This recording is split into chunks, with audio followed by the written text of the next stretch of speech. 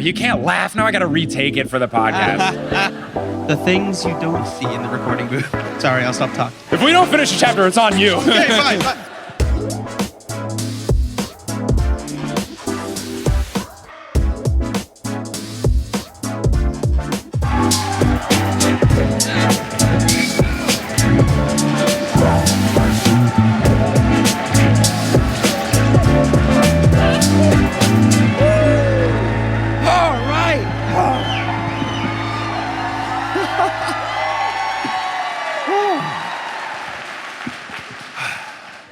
Amsterdam, the Netherlands, what is good? Oh, this is wild. There's so many people here. This is ridiculous.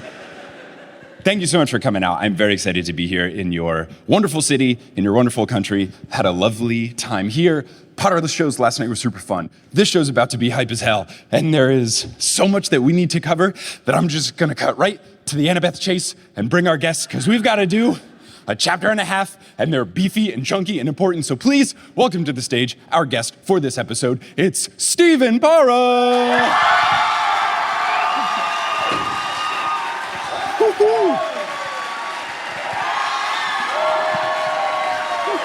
Hello, Amsterdam. I like that you used the non-necessary door to take this stage. There, why wouldn't you do it? Oh my goodness. Now, while I go really quickly to make sure that the recording is working, otherwise lots of podcast people will get mad at me. You want to tell the folks how you're enjoying your time in Amsterdam? Of course. So hi everybody. The last time I was in Amsterdam was in 2018, which was the World Cup. There's a lot less people around this time, so it's very nice. I like the canals, they're very pretty. The colors of the houses are also really cool out here. I was also talking with Mike about this yesterday. It's just, you'll have an appreciation for big windows, which I think is really nice. I'm a big fan. Big fan of big windows. It was really high on my list when we were looking for apartments when Kelly and I were hunting for new apartments in New York. My criteria was I want lots of windows. And it seems like Amsterdam's the perfect place for that. And yeah, speaking of canals, I went to the Canal Museum today. That place is hype. That is awesome. They are not paying me to say this. I had a wonderful time. I learned a lot. It was great. A+ stuff. I feel like an educated tourist. But now we are here to do the rest of chapter 19 and all of chapter 20 of the fourth book in the series, Percy Jackson and the Battle of the Labyrinth. And I say we just get right to it and start where we last left our heroes. Tyson had just said goodbye to Briare's on the beach, and then Percy told Tyson, all right, let's go and have some dinner at Camp Half-Blood. So that is where we're gonna pick things up. Percy is excited to have a normal dinner despite the not normal situation that is currently surrounding them. And when he goes up at the part of dinner where you have to get rid of part of your meal, the worst part of dinner, when he's making this offering, he realizes that he does actually have a lot to be grateful for. His friends are alive. He is alive. The camp is safe, and Kronos is at least a little bit hindered for now. He's not fully thwarted, but his progress has been a little bit hampered, which is kind of nice. Oh, yeah. Now, there is one worry that Percy has, though, and that worry is Nico D'Angelo, who is hanging in the shadows because that's his entire vibe. He's hanging in the shadows, and he has refused to get food with both the Hermes table and also when Chiron invited him personally to eat with him, which, I don't know, the opportunity is presented to you to talk with Chiron while you eat a meal. That sounds like a great chance. And Nico's like, no, I'm moody. No, he's a growing boy. He needs to be eaten. Right? Gosh, I'm still a growing boy. I still need to be eating.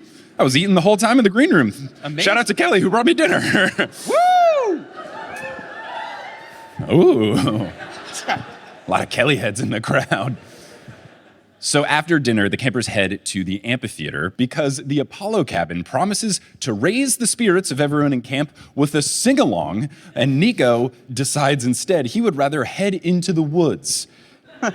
Percy decides that he should follow him, even though the sing-along sounded like a whole lot of fun. And I know after we finish book 4 that I'm going to be doing the Demigod Files, which are some stories that take place in between book 4 and 5. I would appreciate if one of these stories, though, is what happened at the sing-along, because I want to know who's singing what kind of karaoke vibes are we getting. I need to know everything about this Apollo cabin sing-along, and we learn nothing about it.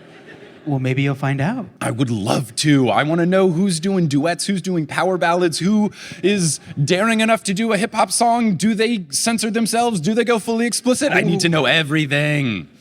while Percy is walking through the dark forest, he wonders if he will ever be able to look at the forest in the same way after having such an intense battle in the Camp Half-Blood forest. And he can't see Nico at first, but then he sees a glow that he thinks might be a torch, and then he realizes that it's not, it's a ghost, and it's Bianca. Bianca is talking to Nico, and she is saying something to him with a smile that is clear. She tries to touch his face, but can't because she's a ghost, and then fades away. And then Nico turns around. He's not angry, which is nice, and then he explains that Bianca was just saying goodbye to Nico. It's really sweet. I know. I did write all caps in my notes. Oh, Nico! I know. It's like it's very sweet that like finally at this point in the book she just comes just to see him. It's not anything else, not to warn him or anything else. It's just their D'Angelo farewell, basically. Yeah. Very nice. I would hope that this is not truly the last we see of Bianca. It would be cool if she finds her way back at some point in some way. I don't know if they're going to go back to the underworld or something, but if this is goodbye and we never see her again, I'm glad that at least it's ending on a seemingly good, sentimental note. Percy says that they... Oh, God.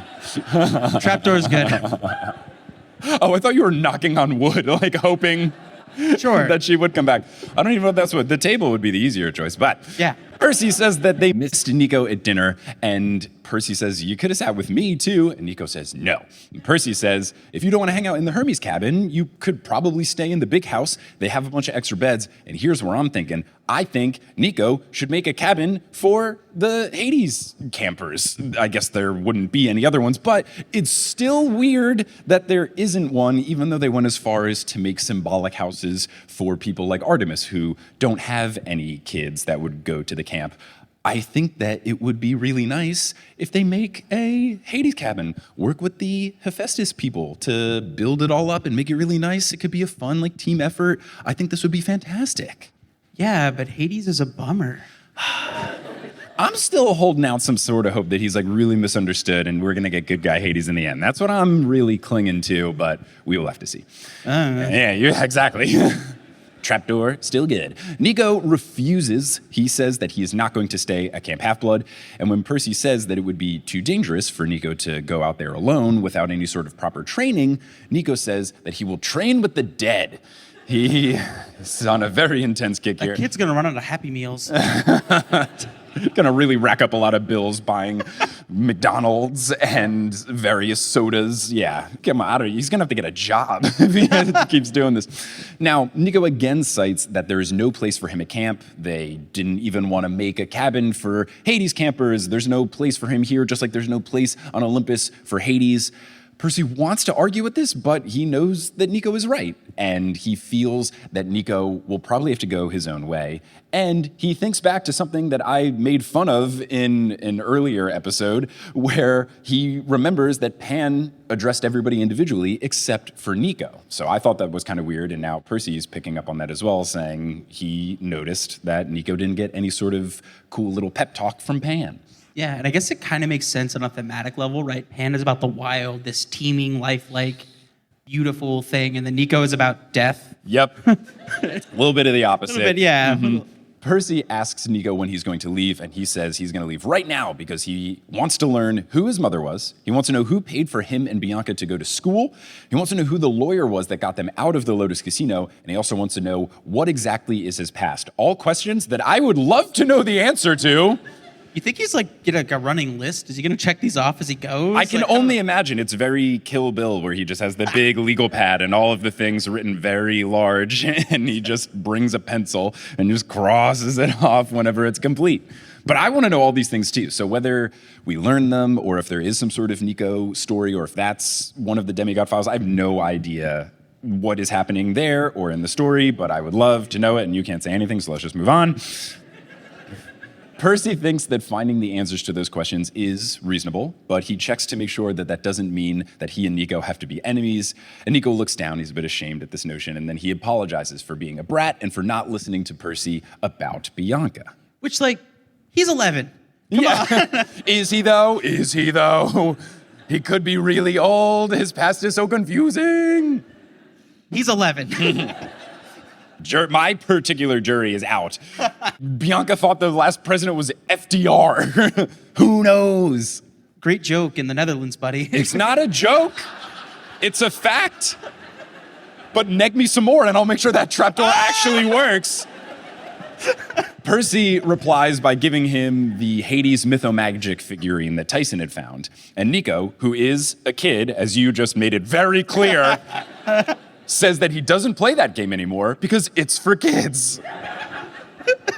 Percy reminds him that it does have 4,000 attack power, and Nico corrects him that it's actually 5,000, but only if your opponent attacks first, which I love. I love that so much. It's so nerdy, it's so beautiful. But two, the Disney Plus show really needs to pop off so that they can really start expanding all of the sorts of merchandise, get the clothes going, and also the toys and stuff, and then develop an actual Mythomagic game. Oh, I would get so into Mythomagic. It'd be very fun. It'd be cool if they teamed up with someone who actually makes deck building games or card games or tabletop, whatever. They work with some sort of established company and they like truly try to put in the effort, because it would be cool if they have a very good game. I know that for some other, whether it's movie franchises or TV shows or book series or whatever, they'll make all sorts of games, and then some of them are duds and then some of them are really fun. So if they put in the legitimate effort to make this a legitimate, really fun game, I would love it. It'd be super cool. Yeah, I'm fascinated to see the rules at some point, because like through the books, he seems to reference D&D, Yu-Gi-Oh, and Magic the Gathering all separately for this game. I have no idea how this game is played. It would be very funny for this to come on the desk of a gaming company and they have all of the rules that are laid out in what was canon in the books, and they have to go, okay, what the hell am I supposed to do with this? It would be very fun. Percy smiles and says, maybe it's okay to still be a kid once in a while. And Nico simply stares at the figurine, puts it in his pocket, and says, thanks. They shake hands, narrator Percy noting that Nico's hand is ice cold. And Nico says that he has a lot to look into, but he'll pass along any useful information that he comes across. Percy doesn't really know what he's talking about, but he still nods, which was a great way to describe the entirety of my engineering career.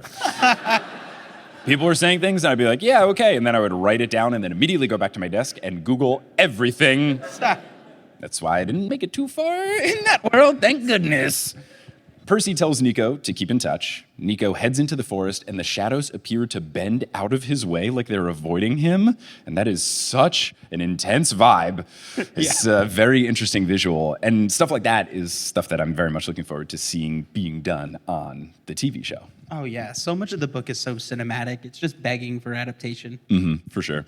Percy then hears a voice behind him say, there goes a very troubled young man. And turns out that this voice belongs to Dionysus. Dionysus tells Percy to walk with him. Percy cautiously asks to where, which is a good instinct. Asks where they're going to go. Dionysus says, just to the campfire. He says, cool, I was beginning to feel better, so I thought I would talk with you a bit. You always manage to annoy me. I'm all in. I'm all in on Dionysus. I like that he's now established as a good guy who's going to help out, but just be a grump along the way. And I'm here for it completely. I cannot wait for Jason Mantzoukas to play him in the show. It's going to be fantastic. Percy gives him the only correct response to this quote, which is, thanks. And then they silently walk through the woods with Dionysus floating, and the book describes it as treading air. He's basically just walking an inch off the ground so that his shoes don't get dirty, and I need this. As someone that does not enjoy when my shoes get dirty, and someone who enjoys getting brightly colored shoes, I need this ability. That's very cool. Yeah, it's pretty sweet. Dionysus finally speaks, and he says that there have been many betrayals and things are not looking wonderful for Olympus. He thanks Percy and Annabeth for saving the camp, and Percy, in classic fashion, immediately states that it was a team effort. I love that he is a selfless king that always tries to give credit where credit is due. I really appreciate this about Percy. Yeah, it's great that he's just so thoughtful. Yeah, he's very good at putting himself into other people's shoes, thinking of other people's perspectives, and making sure that everyone that contributed to any effort got the proper thanks. And it's something I care about. You know, I always want to make sure I thank everyone that makes the podcast happen or the live show happen. Like, it's not just me, and I just feel like there's a lot of things in life and then in media too, where it's just like one person gets the credit. Like, I don't know, the Oscars were recently, and you know how like people are like the composer on a song? It's like Hans Zimmer. It's like, no, it was like 40 people that work for Hans Zimmer, but just he gets the Oscar. It's completely unfair. List all 40 people. I want to know everyone. Come on, give me the credit. So when they reach the campfire, Dionysus points to Clarice and Chris Rodriguez, and he is happy, and he is telling her a joke, which is a really great change for our good friend who always goes by his full name, Chris Rodriguez. Yeah.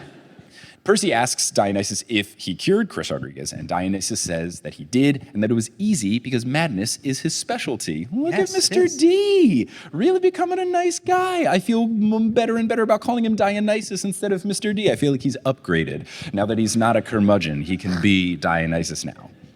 Yeah. I love it. You know, he's got a new sick look with his like fancy suit on now. He's actually trying to help out some of these demigods. I think he just likes them more than he ever lets on now. Right, the growth, the arc, it's really refreshing to see. Percy asks why Dionysus would do something nice. Dionysus. And, Nice. come on, you know what you signed up for. Yeah, there we go. He's really maturing like a grapevine. Dionysus cocks an eyebrow and says, I am nice. I simply ooze niceness, Perry Johansson. Haven't you noticed? And Perry Johansson. Yes. To get Swedish with it, that's wonderful. Perry Johansson. What a very intentional mess up of Percy Jackson's name. All Percy can say is, which is the correct response again. And then Dionysus continues by explaining that he may have been grieving after the death of his son, or because he believed that Chris Rodriguez deserved a second chance. And that made me think, if Chris Rodriguez does find his way into the fifth book and he has a role in confronting Luke or something, that could be really cool, since we have it established that Chris Rodriguez had that past with Luke. So for him to maybe try to convince Luke / Luke Kronos, I don't know how that's all going to work, but if he's a part of the team, I think that could be an interesting dynamic. He's got this second chance and now he's going to utilize it. Could be fun.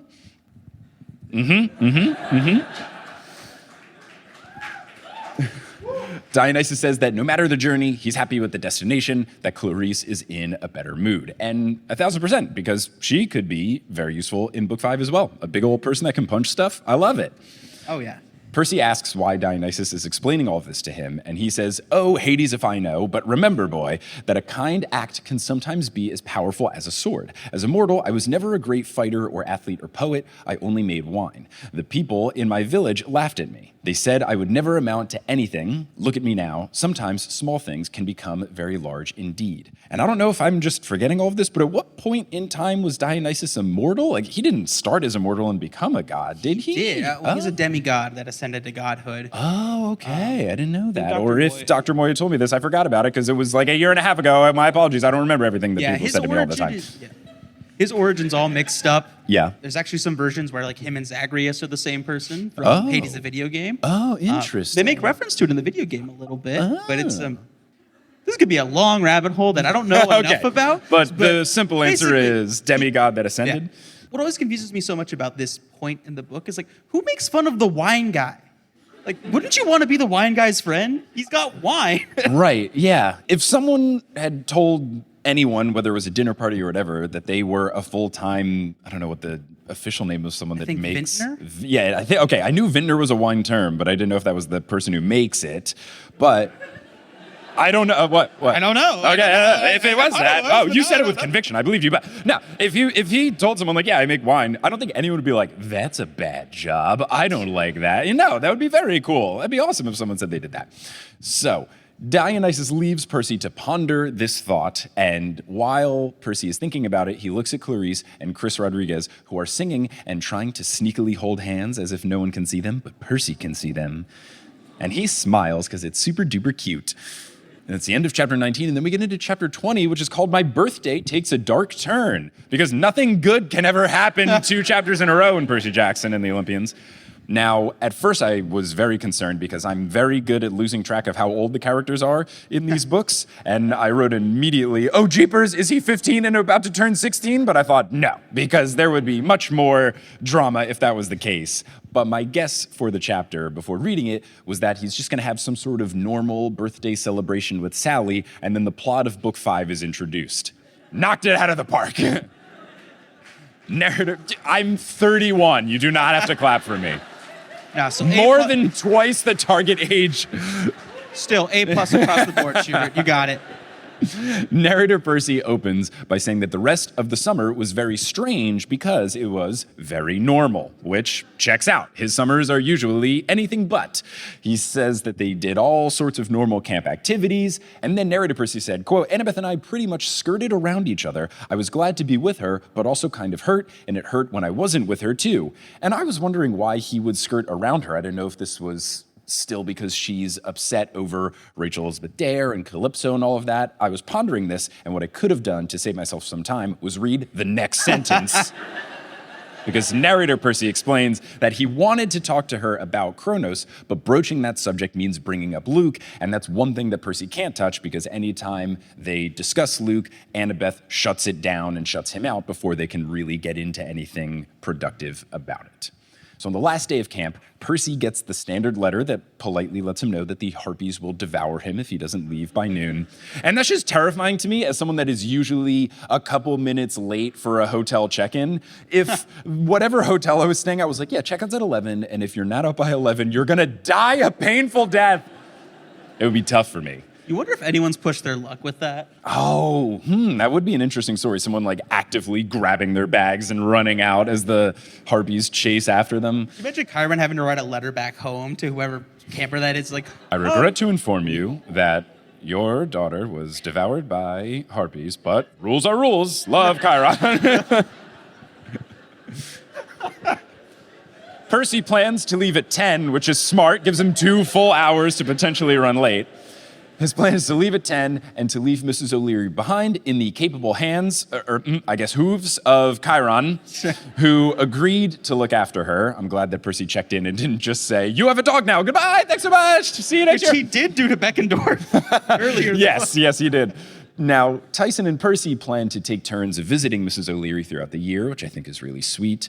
Percy hopes that Annabeth will be heading back into Manhattan with him, but she only shows up to say goodbye. She apparently arranged to stay at camp a little bit longer. She is going to be tending to Chiron until he is back to 100% health. She'll also continue to study Daedalus' laptop, as she has been doing incessantly for the past 2 months.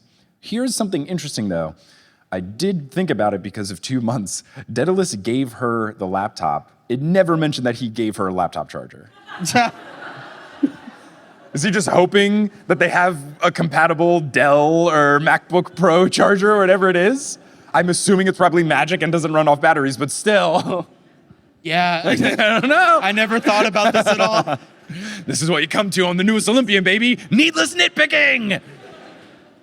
So she's going to check out the laptop while she helps out Chiron, and once Chiron is back in action, she'll go back to her dad's place in San Francisco.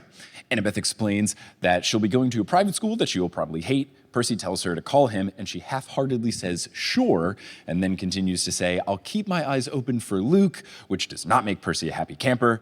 He presses Annabeth to tell him the rest of the prophecy, and I thought, oh, right, the prophecy. We haven't really resolved all of this. Let's go. She is absolutely silent, so Percy starts to say the prophecy himself, which Annabeth does not want him to do at all, but it's the last chapter of the book, so we gotta do it. Percy starts to say out loud, you shall delve in the darkness of the endless maze, and that's pretty straightforward. They went through the labyrinth. The dead, the traitor, and the lost one raise. So the dead, Nico raised a bunch of the dead. The traitor, that was Ethan. And then the lost one was Pan. And then Annabeth starts shaking her head as if she wants Percy to stop, but he continues. He says, you shall rise or fall by the ghost king's hand. Percy thought that was Minos at first, but it turns out it's actually Nico. And they rose by his hand because he chose to be good.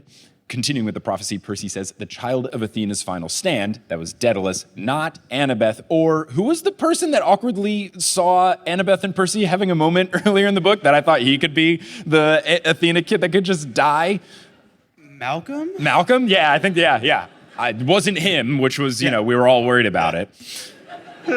And then Percy continues, destroy with a hero's final breath, so that was the maze collapsing. And Percy can't remember the last line, so Annabeth fills it in, and lose a love to worse than death. And she's in tears, asking Percy, are you happy now? And Percy goes, oh, so Luke? And I had actually also written in my notes, so ...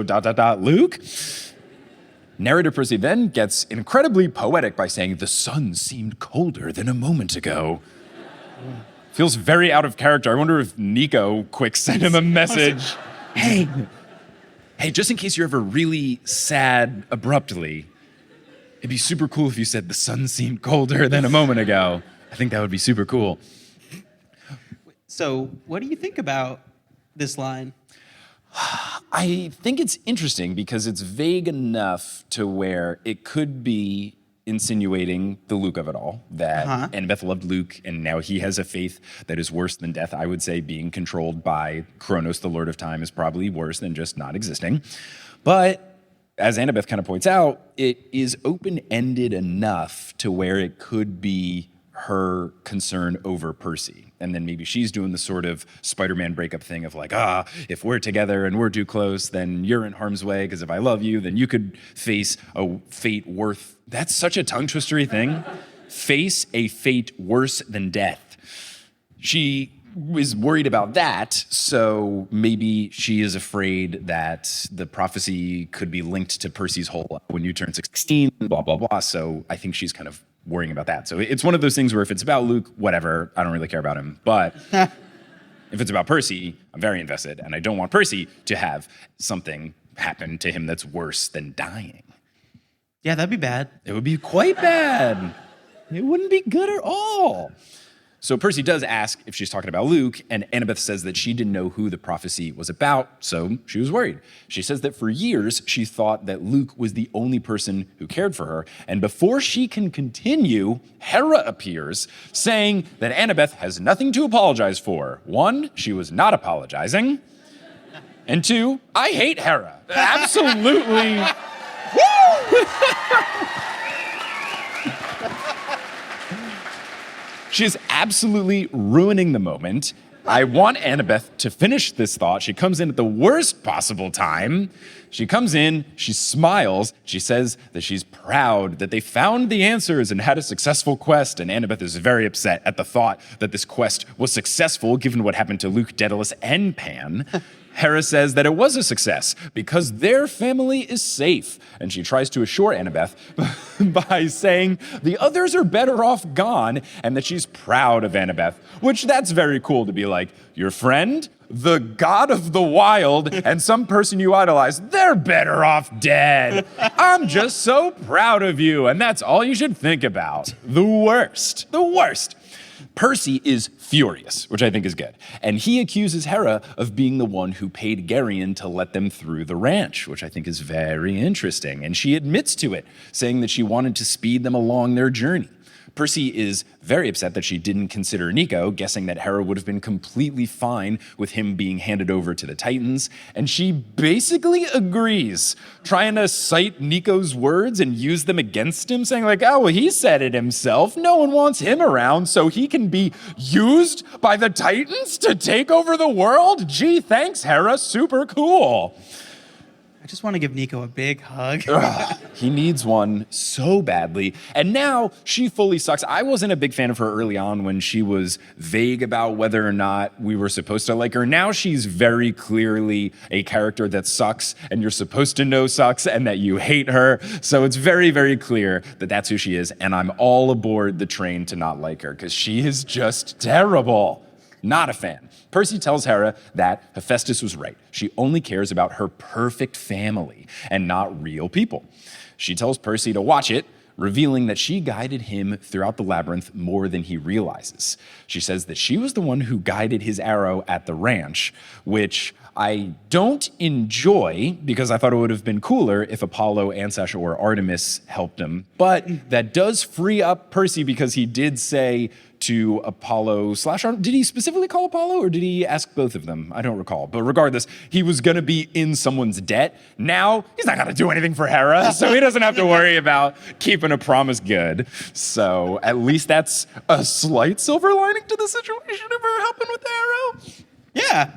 So she reveals that she guided the arrow, she sent Percy to Calypso's island, and now Annabeth for sure knows that he went to Calypso's island, so that's a very awkward thing for Hera to bring up. I wonder if Percy's like, we haven't talked about it yet. I was waiting for the right moment. This is awkward. Just be cool, Hera. Mike, Hera, come on.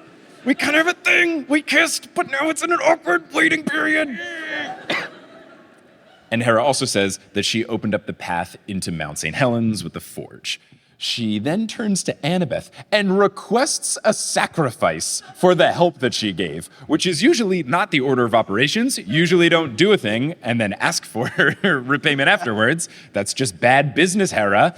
You have to get that upfront money. Come on. Annabeth does not say anything. She is silent. She doesn't even move a muscle, completely motionless. And narrator Percy thinks about how easy it could have been for Annabeth to just throw Hera a bone, just do some sort of simple, quick dumping of food into the brazier, or just say something nice and quick and not really mean it. But the fact that Annabeth doesn't do it, even when it's so easy just for her to kind of throw her a bone, Percy thinks of that as one of his favorite things about Annabeth. She is a woman of principle, and he admires that in her, and I admire that as well. Finally, after some time, Annabeth says that Percy is right. Hera is the one who doesn't belong. She basically tells her thanks but no thanks for any sort of future assistance, and then Hera just leaves. Percy looks away as she turns into her divine form and disappears. Annabeth then apologizes, saying that she should get back to camp, and she promises to keep in touch with Percy. And Percy starts to say, listen, Annabeth. And then as narrator Percy, we get some insight. He's thinking about how complicated things have gotten with Rachel Elizabeth Dare and Calypso and Luke. And he wants to say something to Annabeth about how he doesn't want to be so distant from her. But then Argus honks his horn and ruins Percy's chance to say anything. And Argus, you have so many eyes. How can you not see that these two are having a moment? Are you kidding me? So frustrating. But hey, I mean, now he's finally, getting angst at like a college level at 14. It's great. Yeah, like, I understand that it's a book and you have to find ways to prolong the relationship. This happens in The Office and in Abbott Elementary. Like in all these shows, you have the thing with the characters that you know are going to get together, and then things get in the way and road bumps and all that kind of stuff. I get it, but also, Argus, come on. I just don't like that we have a lot of important conversations happening between the two of them, and then Hera comes in and ruins the sentimental thing, the sad conversation, and now Argus is ruining Percy trying to say something. The other thing, though, Percy probably could have still said something. He could have been like, oh, geez, that's awkward. Anyway, I love you. But maybe not, because Annabeth quickly says, you better get going, take care, Sweet Brain, so at least keeping the cute little nickname, so it's not like she said, take care, Percy, or even worse, Perry Johansson. Oh, man. That would have been real bad. Narrator Percy then says the following: she jogged down the hill. I watched her until she reached the cabins. She didn't look back once. Ugh. Crushing. Absolutely crushing. So sad. So sad. Ugh. Now, it's 2 days later, and it's Percy Jackson's birthday. He never mentions the date of his birthday because it's always right after camp, so no one from Camp Half-Blood can celebrate anyway, so why bother? You run into this because your birthday's around Christmas time, right? You want to give us some no one gets to celebrate my birthday in school insight? No one gets to celebrate my birthday in school. But yeah, my birthday is like 5 days before Christmas Day. Everyone's out of school. Yeah. Did you ever have a thing in school where they would kind of lump all of the Christmas birthdays into like, oh, it's the day before we go home for break, so let's celebrate 12 people's birthday or whatever? That would have been nice. Oh, no? Yeah. Oh, no. I don't know if my school did. My school for sure did that for summer birthdays. They would have certain things where they would like announce them. I think they would like split it up so that they would say, however many months away so-and-so's birthday or something like that. Yeah. That didn't happen for me. Yeah, no, well, it's okay. I know it's fine. Here's what we're going to do. We're going to find a local school board, and we're going to change the way that they wish birthdays in school. Okay. And we're going to make sure that Christmas birthday people get their love. But yeah, Percy just doesn't bother telling anyone at Camp Half-Blood.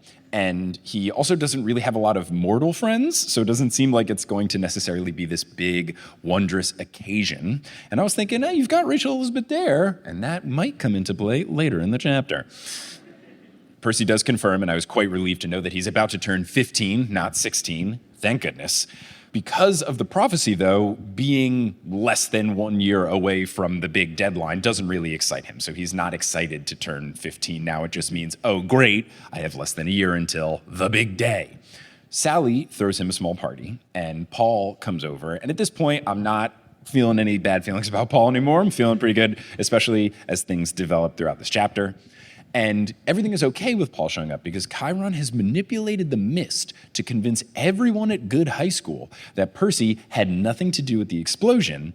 Instead, everyone thinks that it is Kelly who torched the place and Percy was just fleeing the scene out of fear. Kelly with an I, not Kelly, my wife. I was gonna ask. Yeah. I always do have to make sure I say it because sometimes when I'm double checking over Sherry's edits and I'll listen to it, be like, Kelly did, oh, right, different person. Yeah. Got it. But I do think this is very cool that the mist can do that. I don't know if we've had a situation explicitly where mist manipulation is not just affecting what people see, but affecting their memories. That is very cool. And I know it's been talked about. I would love some sort of further insight into how Chiron does it, or if we meet someone later, either in these books or the sequel series, who can manipulate the mist. It's a very fascinating process to me. Yeah, that'd be neat. Percy is still set to be a freshman at Good starting next month. Tyson attends the party, which is super cool. Sally makes 2 blue cakes just for him because he's a big boy with a big appetite, and I think that is very fun. Now, while Tyson is over, he is helping Sally decorate, and Paul takes Percy aside, asking if he can help him out with something in the kitchen, the classic excuse to have a family conversation. He mentions that Sally told him that she signed Percy up for driver's ed. And Percy knows that he's been very excited about this, and he thinks about this as narrator Percy, but his quote that he says to Paul is not necessarily one that sounds like he's super hyped about it. So he's not necessarily showing his excitement. But yeah, I mean, that's gotta be pretty cool. I remember being very excited to be able to get to drive. And I remember I moved to Texas from New Jersey when I was 14. And in New Jersey, you can't get your driver's permit until you're 16. And in Texas, you have to be 15. So I was the talk of the town for all my friends in New Jersey. I was very happy to brag to them that I got to learn to drive a year before them. Yeah, I mean, I totally get Percy's excitement. I was the kid that, like, on the day of my 16th birthday, when you're allowed to drive in Texas, I was at the DMV to, like, get my driver's license all ready. I didn't have a car, but I had the license, and that was, that's what was important. Oh, I didn't either. I didn't get a car until my parents, for graduation, gifted me my dad's 13-year-old car that had 197,000 miles on it. Which I know you use kilometers over here, but that's a lot of miles. We'll get you the conversion after the break, or we'll forget. No, I did not have a car either. I do remember, though, when I had my driver's permit that I got in Texas when I was 15, at the time I was 5'10", and then when I eventually got my license, I had grew to become 6 feet tall. Again, feet meters, but being 6 feet in the US is a big deal. It's like a nice check mark, like it sounds cool. But they just used my same information from my permit for my license. So for my first license, which you have for like 5 years before it expires, it said I was 5'10", and I was livid. I was so mad. I am not 5'10", I am 6 feet tall. All that being said, the prospect of Percy Jackson driving terrifies me. Oh, just not only him driving, but also driving in New York, which is not a super fun place to drive, but then also with monsters trying to attack him, it just feels like not necessarily the safest situation. If Percy was like, hey, I'll drive you somewhere, I would say, no, thank you, sir. I will meet you there. Paul can sort of sense that Percy seems like he's not in the best of moods, and it makes Percy feel like Paul has some similarities to Chiron. And though I'm pretty sure Paul is just a dude, there is a chance that he is some sort of magical person that Chiron has sent to make sure that Percy is okay. And it would be very funny if he was related to Chiron in some way, but I'm pretty sure he's just a dude. And then Percy goes on to credit saying, maybe it's just that teacher aura. Maybe it's just because he's a teacher and Chiron was his teacher, et cetera, when he was Mr. Brunner. And I think that's valid because I personally think teachers are superheroes. I don't know if they treat teachers well here in the Netherlands. Do they? They don't.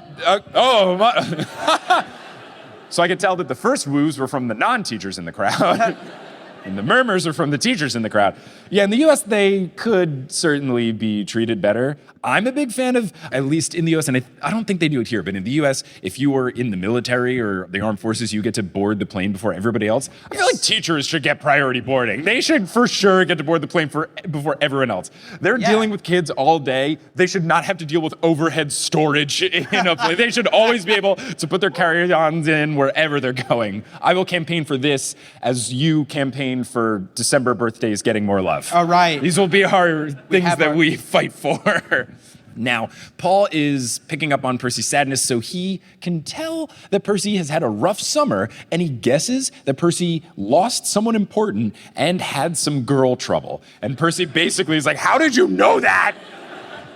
He asks if Sally told him, and Paul says that she didn't say a word. He does assure Percy that he's not going to pry, however, saying, I just know there's something unusual about you, Percy. You've got a lot going on that I can't figure, but I was also 15 once, and I'm just guessing from your expression, well, you've had a rough time. And he's so nice. What a thoughtful dude. It's just nice for him to sense that something is wrong, give Percy the floor to say something if he wants to, but not push the issue. Really nice, very fatherly of him. I think it's really good. I love Paul. He's a lovely, lovely guy, and he only gets lovelier as the chapter continues. Percy nods and thinks of how he promised he would tell Paul the full truth at some point, but he realizes now is not necessarily the time. And thank goodness he didn't, given what happens later in chapter 20. That would have been a lot for Paul Blofeld to have to process all at the same time. Percy reveals to Paul that he did lose some friends, and then he says, I mean, not close friends. Which is very important because at the London live show, when I was like, yeah, some people died, but nobody we cared about, they were all grumbling like they were really sad about Lee Fletcher dying. Or the Dionysus twin that we met 4 sentences before he died. Like, okay, so I like that Percy has my back being like, yeah, some friends died. Well, nah, more of acquaintances, but they're still tied. He then begins to address the girl troubles, but Paul just hands him a glass of punch, and they toast to his 15th birthday party and to the hopes of a better year to come. And oh, Paul, oh, Paul, you naive little man, if you only knew. Paul then says that he feels bad about giving Percy one more thing to think about, but he has a question for Percy. Percy asks what it is, and Paul says girl trouble, and Percy frowns and is confused, and Paul explains that he wants to propose to Sally, which is very exciting. Very, very exciting. We get this interchange. You mean marrying her? You and her? Paul does not get upset. He understands that Percy is startled, and he gives a great reply. Well, that was the general idea. Would that be okay with you? And Percy is floored. He asks, you're asking my permission? And Paul says it's not necessarily asking permission, but she is his mother, and he's going through a whole lot, and it would be wrong for him to not talk to Percy about it first, saying that it's a man-to-man sort of thing. And I think that's really sweet from Paul, and I have not had to go through this situation of someone wanting to become my stepdad, but from everything that I have ever, seen or heard story-wise, it just seems like this is the right approach to do it. It is an awkward situation. It's a family dynamic. Every dynamic's going to be different. Percy is going through a lot, so for Paul to have the foresight to ask Percy before proposing, I think that's really sweet. Oh, yeah. I think it just goes back to that whole concept. He's not just marrying Sally, he's marrying the whole package. Right. Which is Percy as well. Yeah, he recognizes it's not just a one-to-one, two-person relationship. You are becoming a part of this family, which Percy is a part of, and Tyson sort of is as well. So there's lots of things, so I'm glad that he asked Percy's permission. Percy then repeats man to man out loud, but then he notes that it feels kind of weird to say that. And it felt a little weird, but still correct. I agreed with Percy's sentiment here. But then right after he says this, Percy thinks about how happy Paul makes Sally, and he decides to give Paul the go-ahead. Paul smiles as Percy, as the narrator says, quote, really wide, and they go back to the party. Percy is just about to blow out the candles on his cake when the doorbell rings, and ding dong, it's the plot, and it's also intermission. Ah! So, whether you are here in person or listening after, we will be back with more after a quick break. If you're listening to the pod, we'll have the mid-roll break. But let's say goodbye to the podcast people. Goodbye, podcast people. Bye. I'm going to have to make that a thing now. That's very fun. Oh, that's great.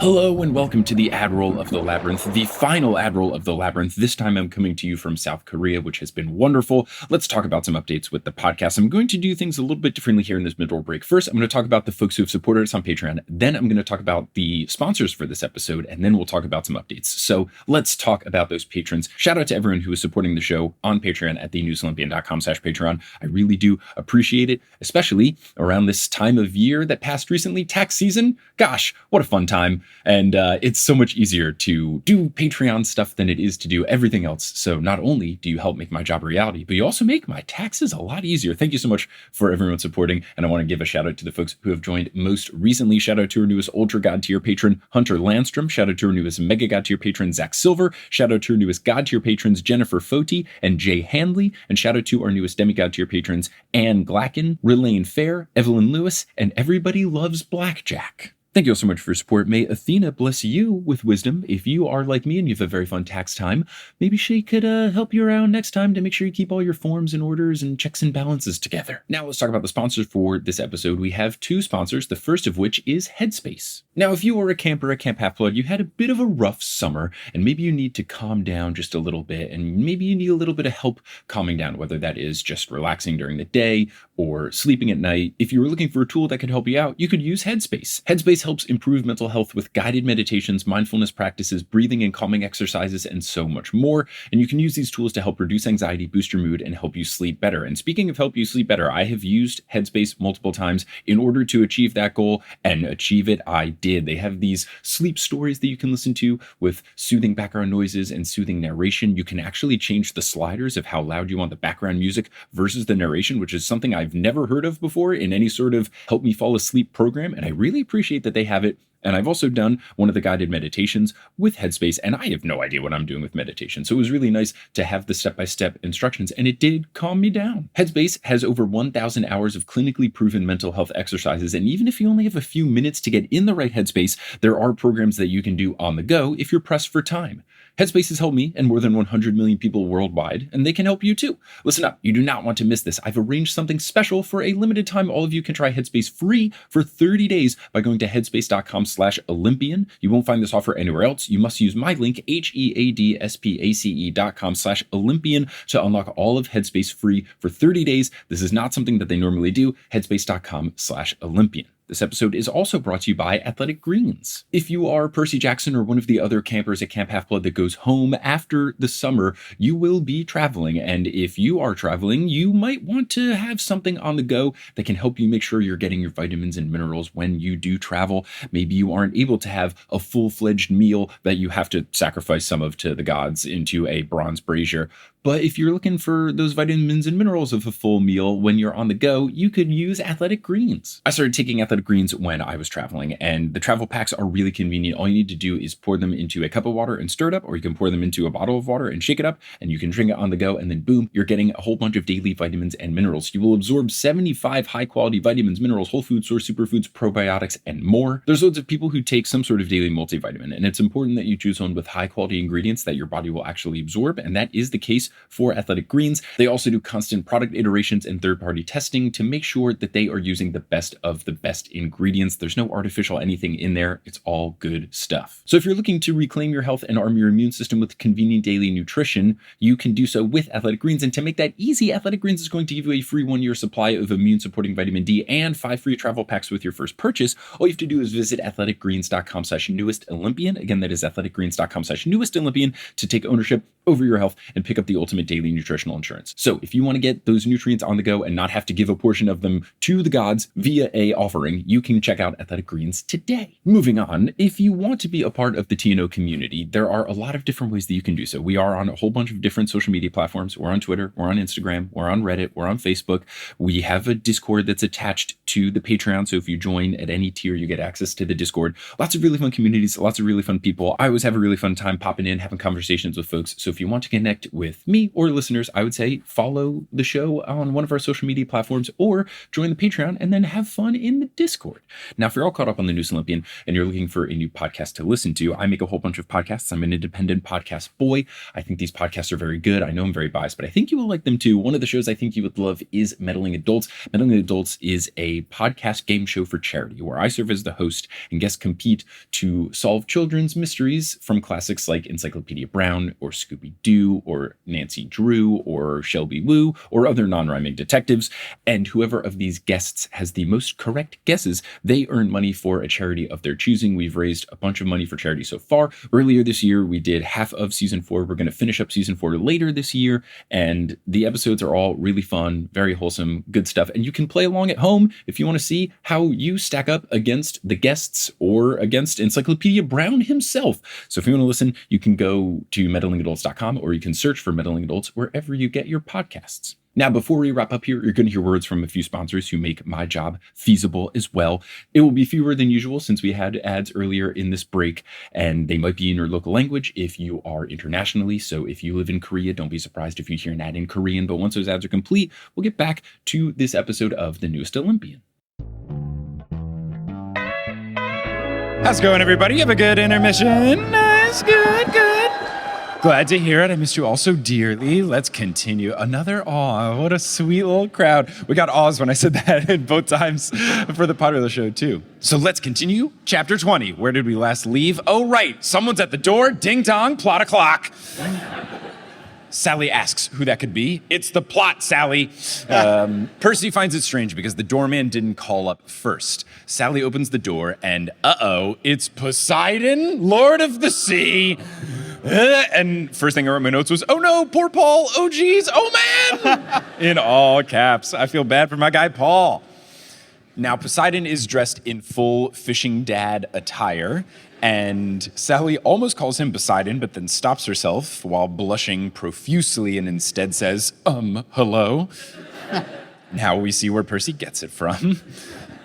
Poseidon greets her, calls her beautiful as ever, and asks to come in, and this is just classic rom-com shenanigans that we're dealing with here. Narrator Percy says, quote, my mother made a squeaking sound that might have been either a yes or help. Poseidon took it as a yes and came in. It's very, very fun. Paul checks around everyone's expressions to kind of get a read of the room and see how they react to this person, figure out who it is. And he then decides just to introduce himself, and he does so with his full name, which I thought was a choice. To full name be like, hello, I am Paul Blofus. I don't think I would ever introduce myself and say, hi, I'm Mike Schubert. Nice to meet you. Just I am Stephen Parra. Well, yeah, I do always call you by your full name. But I thought this was very strange, and then once he says that his name is Paul Blofus, Poseidon goes, Blowfish, did you say? And he says, no, Blowfish, actually. And then I realized it was just for the joke. Well played, Uncle Rick. Back at it again with your uncle tricks. Now we get this exchange directly from the book. I'm just going to quote it. Oh, I see, Poseidon said. A shame. I quite like Blowfish. I am Poseidon. Just coming in hot. Paul says, Poseidon? That's an interesting name. Yes, I like it. I've gone by other names, but I do prefer Poseidon. Like the god of the sea? Very much like that, yes.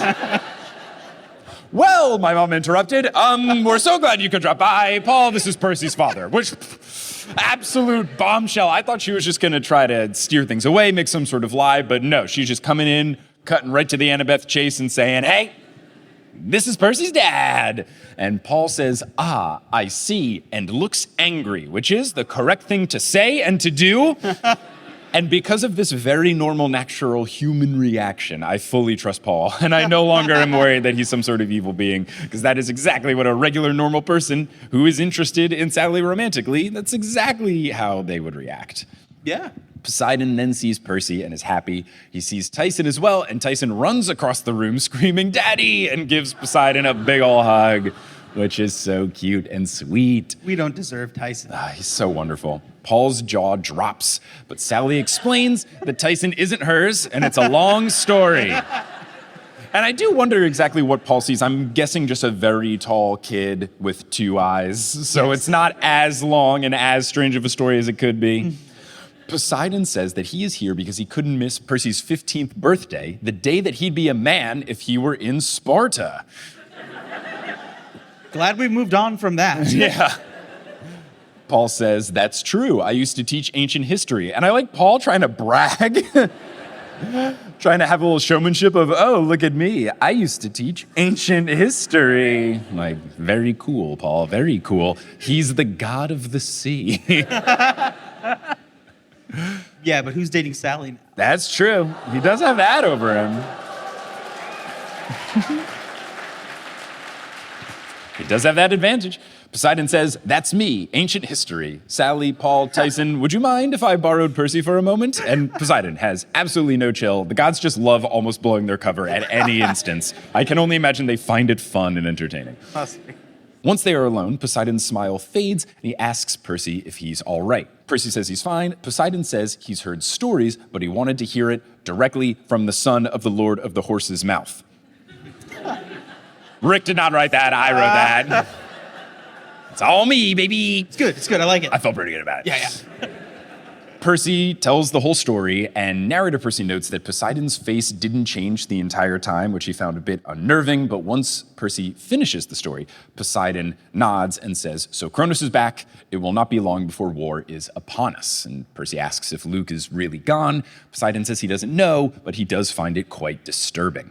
Percy asks if Kronos being in a mortal body means that Poseidon could just destroy him, but Poseidon says that it's different because Luke had to have done some sort of preparation to prevent himself from being easily killed, though Poseidon does think that Luke must die in order to send Kronos into the pit in Tartarus. And this is where I'm starting to get a more specific guess as to what I think Luke's deal is going to be. I feel like he's probably going to sacrifice himself towards the end of book 5. I wonder, now that we've seen Nico kind of give Daedalus a peaceful death, maybe Nico is used somehow, but I feel like Luke recognizes this as well if it does end up being true, and he's going to sacrifice himself so that they can defeat Kronos because he's been released from the mortal, protected, preserved body or whatever. That's just the thought here since it kind of came up a little bit. So I learned a new word today. I'm going to pronounce it wrong, so I apologize to all the valluik, which apparently is Dutch for trapdoor, but I probably said it very poorly, but valluik. Yeah, see? See, I told you I did it bad. I didn't hear that. I just heard someone go, what? Yeah. Yeah, you know. I speak one language and I don't even do it that well. Poseidon says that he will think of a plan, but in the meantime, he has problems of his own to solve. Percy asks if it's the old sea gods coming back, and Poseidon confirms. Says that he can't stay long because he has to keep working to ensure that hurricanes and typhoons don't destroy the mortal world, and it's all a result of the war taking place in the ocean. Percy asks to be allowed down there to help, but Poseidon says not yet. He says that Percy is needed here on land first. He then gives Percy his birthday gift, which is a sand dollar, which he tells Percy to use wisely. Percy asks, spend a sand dollar? And Poseidon says that back in his day, you could buy a lot with that, which feels very, Don't spend it all in one place, son. Yeah, you could buy hamburgers for a nickel. He A said, nickel is a really small it's a coin. small, yeah. 5% of a dollar. He says that Percy should find that it can still buy a lot if used in the right situation. And I feel like this is going to be one of those things where Percy finds himself in a pinch and then he remembers, oh yeah, I have this thing, and then I will forget that he has it as well. And I'll be very excited in a couple of months when I get to it.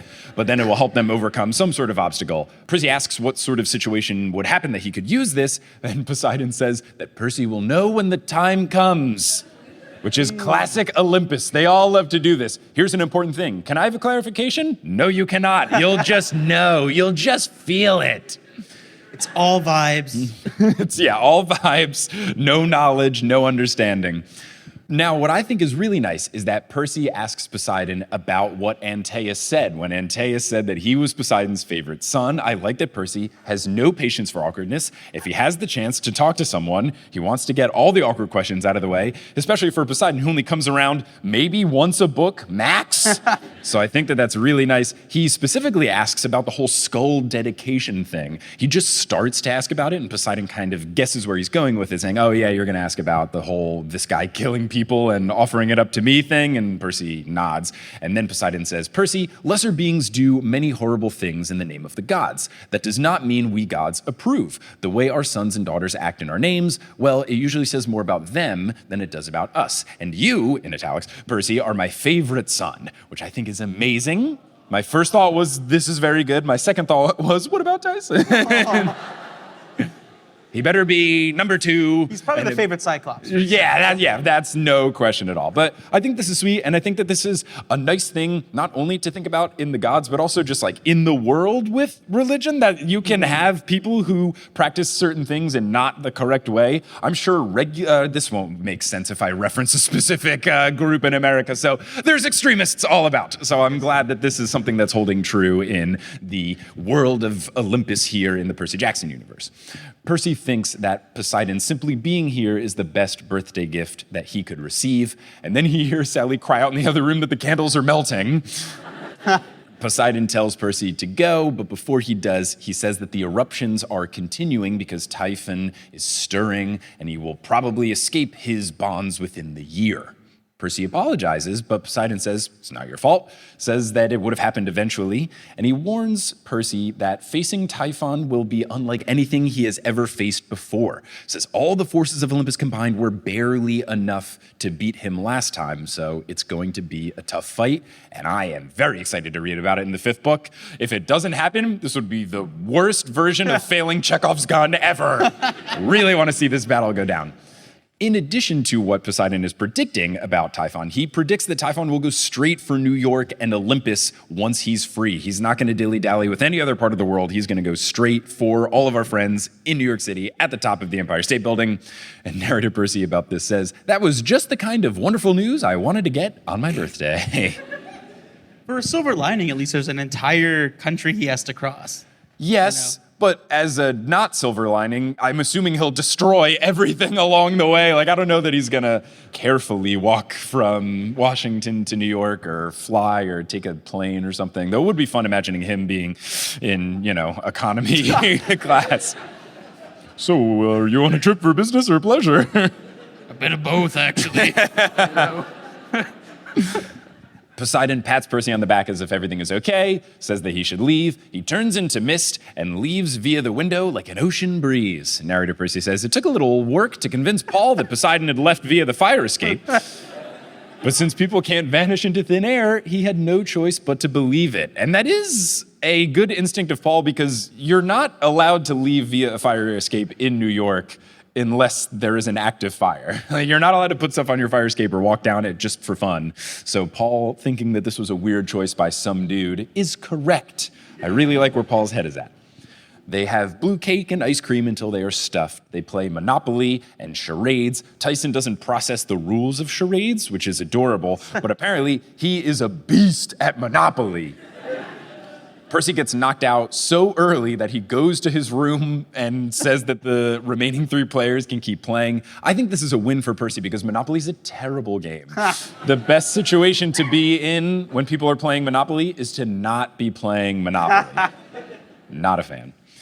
Percy gets into his room, he takes off his necklace, and he looks at the 3 beads. One is a trident, one is the golden fleece, and the third is now a maze. And then I remembered, oh right, book 3 didn't take place over the summer. Nope. Percy wonders what next year's bead will be, or if there will even be a Camp Half-Blood to give him a bead, which is a sad thought, but I do like that Camp Half-Blood got attacked this year and people died, and they were like, no, we are dedicated to tradition and you're getting a bead. They are a camp of principles and they are not letting their cute little keepsakes go by the wayside. Yeah, it's really nice. Percy looks at the phone on his bedside table, and I'm imagining this is a landline, not a cell phone, yeah? Probably. And I'm hoping that it's one of those classic goofy novelty phones, like a hamburger phone or a Mickey Mouse phone or something, or a basketball phone. It's gotta be a conch shell. Oh, it'd be really good if it was a conch shell, yes.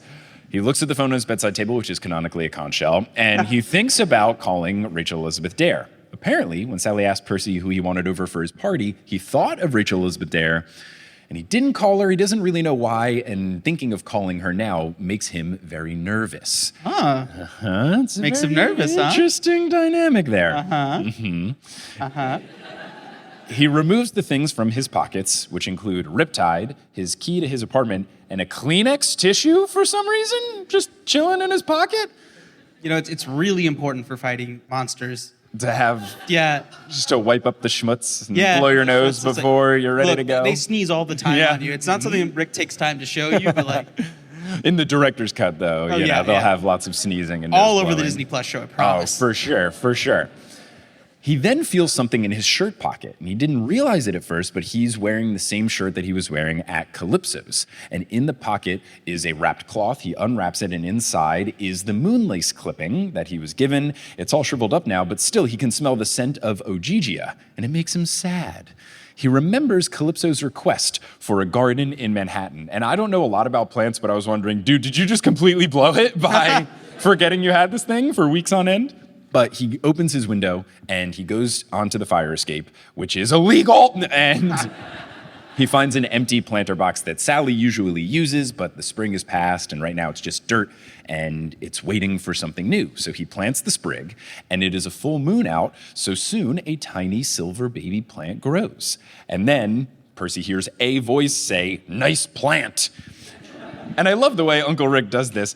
Anytime it's a dramatic reveal of who has just appeared, it is always just a voice, and then you have to wait till you get to the next line to figure out who it is. And I know it takes a fraction of a second, but that little time as my eyes go from here down and to the left, just like, who could it be? Nico D'Angelo! And that's who it is. Apparently, he just appeared on the fireplace. I guess he learned how to teleport. And he apologizes for startling Percy, which I think is very considerate. Percy says that it's okay, and then asks, "What are you doing here?" And then I remembered that the chapter title was that his birthday takes a dark turn. Very cheeky from Uncle Rick there.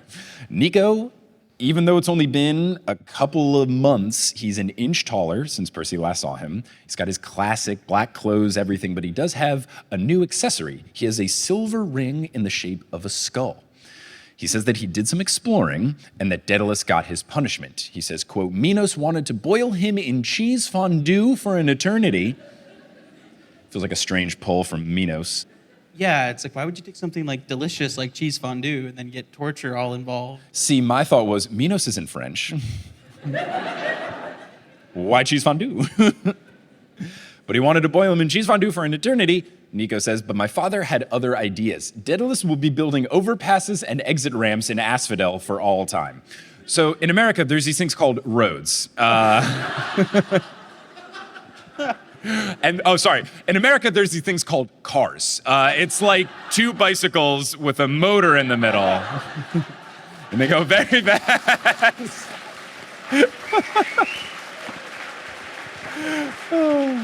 I am super jealous of the bike culture here. It's super cool. So Though no one's wearing helmets. You guys gotta get some helmets. What are you doing? I've almost gotten hit by like 37 people. Protect your heads. The ground is all bricks and cobblestones.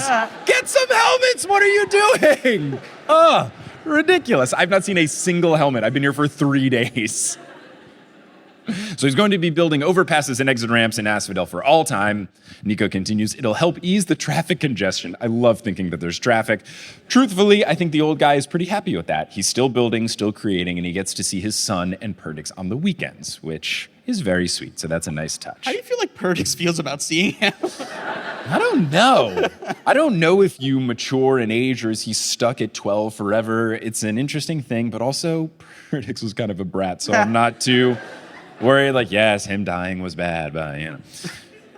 Nico then taps his new skull ring and says that that is not why he's here. He says he's found out some things and he wants to make Percy an offer. I wrote on my notes, huh? And then Percy says, what? On the same page. Nico says that he knows the way to beat Luke, and if he's right, it's the only way that Percy will stand a chance. Percy says he's listening. Nico then sees the blue birthday cake that Percy left on the dresser when he entered the room. And Percy notes that the way Nico asks, "Is that blue birthday cake?" sounds like he's both hungry and wistful. So he's hungry for some cake and for a good time. So Percy invites him in for cake and ice cream, saying that it sounds like they have a lot to talk about. And that is the end of chapter 20 and the end of Percy Jackson and the Battle of the Labyrinth. Woo! Very cool stuff. Very interesting. Big old cliffhanger. I want to figure out what is happening right away. And thankfully, I have another live show in a couple of days. So I will have to start reading, but I will be doing the Demigod Files first, which I believe take place between books 4 and 5 anyway. So it's all going to be okay. But we'll just have to see. I don't know exactly what they're about and all, but I'm excited to do those and do them live and have them on the pod and all that kind of stuff. So yeah, Demigod Files and then book 5. And oh my goodness, we're almost done with the main series. It's exciting stuff. Wow. Yeah. I know I've put you in a position where this chapter as a whole and this moment specifically, like you can't really talk about much without spoiling things. So my apologies. Yes, this was a bit of a minefield. You've weighted it well. You didn't fall into the valluik. But now we will continue into Q&A, which hopefully is written in English and not Dutch. Hey, it's Mike, just popping in real quick because this is a long episode. Before we get into the Q&A, we're going to have some more ads that are either going to be read by me or will be locally inserted. Not that many, and once they are complete, we will do the Q&A for this episode. All right, so this question is from Billy. Mike, I've recently started watching 20 to Midnight. Oh, thank you. Which is the D&D live stream that I've been doing with some other podcast people. You can go to 20tomidnight.com to learn more. Which I've been enjoying tremendously. My question for you is, which Percy Jackson characters would you like to play Dungeons & Dragons with? And who do you want to be your dungeon master? So if we were playing D&D, who do you think would be the good characters to play with? I feel like Grover would be a very nice player. He wouldn't, step on anyone's toes or try to power his way over stuff. I feel like he'd be a nice, fun person to play with. Yes, I think Grover would be great. I think Annabeth would make for a good DM/GM. She's all about crafting and planning stuff out. So I feel like if she was laying forth the story, that could be very fun as well. Absolutely. Percy seems like he would be a considerate player as well, since he is always trying to put himself in other people's shoes. So I feel like just playing with kind of like the main crew would be fun. Like if Annabeth is the DM and then you're playing with Tyson and Grover and Percy, that would be a really fun vibe. Yeah, those would all work, I think. All right. Well, thank you. I wouldn't play with Clarice. No. I wouldn't play with Clarice, and then I wouldn't want the Stoll brothers to be the DM at all. No, they are they far would away just from my D&D. constantly just trying to screw you over, and it would just be very, very frustrating. They'd lie about their dice rolls. I know them. It'd be very, very plot twisty and not in a fun way. Okay, this one is from, is it Helmer? Yelmer? Cool. They say, hi, Mike. First of all, thank you so much for making the Euro tour happen. Hope you're having a great time. We are. I have 2 questions. First question. New York has a lot of Dutch history, not something to be proud of as a Dutch person because of imperialism. You got the right mindset there. That's good. Well, you mentioned some funny sounding Dutch names in the first episode of Modern Muckraker. What are your favorite Dutch names in New York? I think my favorite would be the one that we call out in Modern Muckraker, which is Spuyten space Duyvil. It's a bridge, I think. Stuyvesant? Yeah, not Stuyvesant. That's a different one. That was going to be another potential answer. But like on the pod, we just like butchered the pronunciation as much as we could and said Spuyten, which I know it cannot be at all. But that would be my pick, because it's just a very fun name for a bridge. But then, yeah, there's also what we call, which I'm sure is pronounced differently, which is we say like Stuyvesant, but it's like Stuyvesant.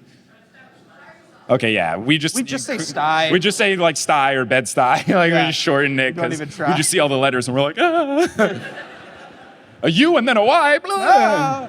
Second question, in the ASMR mic sections, big fan, you sometimes say that you hope the sounds you record will get through your noise reduction software. Did it ever happen that some sounds didn't come through? And if so, which sounds never made the podcast? I think I tried something once where I was just like making a bunch of like clinking noises on a cup that I was using and it didn't come through at all. And then they ask, what do you use? Because the audio sounds good. I use a program called RX8. And they're not paying me to say this, but they should be. I remember like so vividly, there was one episode I was with you, and for some reason I decided to clap along with what I was saying for emphasis. And the software just like cut it. So I just sound like I'm just like, this was cool. Yeah. Little tiny bits of clap came through, but Sherry and I's power combined did it so that nothing was there. That is the joy of editing, is that if I do a good job and Sherry does a good job, no one can tell. But, you know, it's a labor of love, and it makes this podcast sound good. And subconsciously, you're like, why do I like the newest Olympian better than all the other podcasts I listen to? It's because it's very well edited, and most podcasts are not. Okay, so this question... I think you have something to do with it, too. I feel like it's a team effort. Oh, you're saying me like for the podcast? Yeah, like that too. But really, people come, they don't know it, but they come for the editing. I think you're pretty funny, my friend. Thank you very much. I'm just gonna be honest with you. This question is from Timo. Timo says, hey, I'm the guy that came up with the Sea of Sponsors ad break name. You did. Thank you for that. Yeah, the Netherlands can brag about that. Have you thought of a name yet for book 5? I have, and it will be The Cached Olympian, which I'm very proud of. I am going to have to come up with one for the Demigod Files, so I'll have to start thinking. It'll be a very short-lived one, but I'll have to start thinking of it, and we'll worry about that before I do the next show. This question is from, is it Delara? Delara? Cool. It's always hard with saying the names because like I don't want to feel like I'm doing making fun of Dutch by like trying to put a lot of flavor on it. So it's a weird thing where I like want to say it as right, but still sounding American as possible. I don't know. I don't want to sound like I'm parodying your language. Anyway, they say, hey there, first of all, I'm so glad that you were doing this Europe tour. Having a blast. My question, what would your Greek mythological villain origin story be if you were one? So like if I'm like I guess a monster? Yeah, or any sort of Greek mythological villain, like who wronged us and now why do we have to, seek revenge or destruction or anything like that? Okay, it's definitely like I went to a restaurant and ordered some like really delicious frites with sauce. Yeah. Something, and like I walked off to go to the bathroom and I came back and like probably Apollo came and swiped them. Oh. That would be devastating. So I'm always hungry. Yeah. No, and that's on a pretty revenge to like reclaim my frites, I think. I like it. Yeah, my first thought was similar, was like if you were ordering something to split with someone and then they ate more than half of it without discussing it.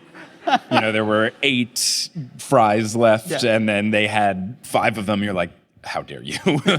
It was agreed that we were going to go 4 and 4. So yeah, I think both of us would be, someone wronged us in a food-related endeavor.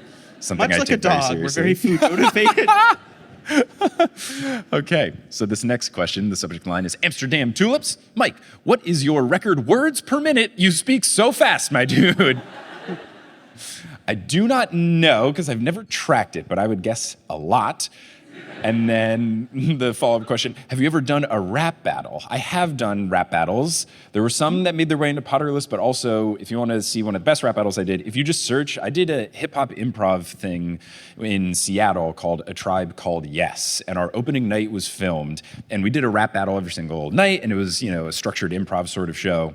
And the rap battle I did there was the best one I ever did, and it was our first performance. And it was very exciting to be like, wow, this is really good. It was like a sold-out crowd, so it was really fun, and the crowd went wild, and it was very fun. But then it was just like, I will never top this. Like, it's all downhill from here. But if you just search into YouTube, A Tribe Called Yes, it will be there. It's in part 1. There's a part 1 and 2. I'm very biased, but it's like one of the best improv things that was out there. It's well filmed. You should watch it. It's very good. You can also get a link to it if you go to my website, schub.es. It's in the More section of my website.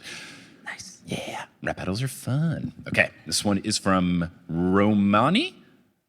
Okay, Romani says, hey, Mike and Steven, you were talking about the Apollo Cabin singing party and wondering what everyone was going to sing. Unfortunately, we didn't get an answer. But if you had to answer, what do you think all of the characters' go-to karaoke songs would be? I really like this a lot. Ooh, okay. I obviously think that Grover's going to sing something by Hilary Duff, as it's been established. Yes. Big fan of Hilary Duff, so I feel like he's going to bust out one of those. As far as Percy, I feel like he would do some sort of ocean vibe. Maybe he would do like a Jimmy Buffett song. Like maybe he'd do the, if you like pina coladas. That's not Jimmy Buffett, but That's not Jimmy Buffett? Oh my God, that's it. Fine, he sings Margaritaville. But still, I feel like he would do something ocean sounding, even though, yeah, like, that's still like an ocean vibe. Wow, I could have sworn that was Jimmy Buffett. No, it's not. Oh, man. Let's see. Tyson and Annabeth. What kind of songs would they be rocking? I feel like Tyson would want to just do something that was like very happy and fun and simple, just like a very like upbeat, positive song that just like gets the people going. Yeah, let's see. Maybe you do Happy. Happy? But it's so. I could see. You know what? I could see him doing "We Will Rock You" because I think he would really like doing like something that everybody can stomp and clap to would be really fun. Yeah, I think that'd be good. Annabeth, I feel like would go with something. I feel like she'd pick something like really complicated, like maybe something that has multiple singing parts. Like maybe she'd pick something from a musical, like something from Hamilton that has multiple singing parts. Like the Skylar sister song or whatever, and she does all the parts, like all by herself. And she's like, no, I've got this. And she's got it all planned out. I think that could be very good for her. And that's a song about, powerful women. That feels like right up her alley for sure. Okay, this one is from Elvira, right? Cool. The subject line is from the land of orange cup-shaped flowers. Hi, I was wondering how both of you feel about Amsterdam's pigeon situation. I have been happy to see all the pigeons, but I've learned that you folks do not enjoy your pigeons around here. Because I've noticed that they travel in clumps, and from what I've heard, or what Kelly told me today, I think someone was talking to her at the merch table yesterday, is that because they're in clumps, tourists like to take photos of them, and then the tourists are in the way to where you're walking.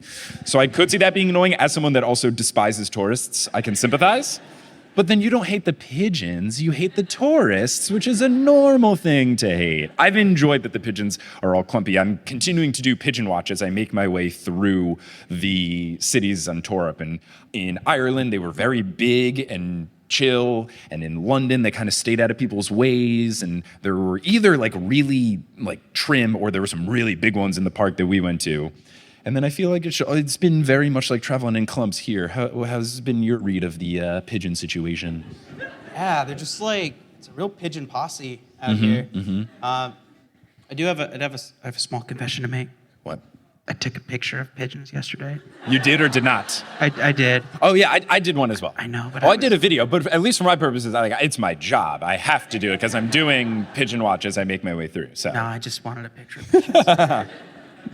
So here's a question. Similarly, this one is from Indy. Hi, my question for the show. How many pigeons would have to be in your house before you got suspicious someone put them there?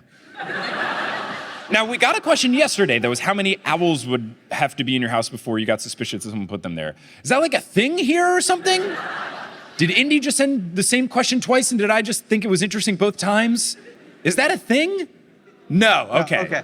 So then I'm just going to not answer this because I'm going to assume Indy sent this question yesterday, and I already answered that one is a bit suspicious. Any pigeon in my house is unusual. But I guess the thing is now, and this is what I said previously with the owls, that we went to college and the mascot was an owl. So if it wasn't like an actual owl, but it was like an owl toy, I wouldn't think it was suspicious. So same thing, if someone gifted me something pigeon related, because I talk about it so much on the podcast, like I wouldn't think it was that strange. Like there's a stack of stroopwafels on the stage now, and I don't think it's that strange because I know a lot of people are like, have you had stroopwafels yet? And I have, and they're great. So I'm assuming someone dropped it there. So like context clues, that's fine. I'm assuming they're for us. I don't know who else it could be for. Gosh, is there gonna be a pigeon up there by the time? yeah, I don't know. But a live pigeon, one. A gifted pigeon, maybe more than one. Okay, this one is from Feline?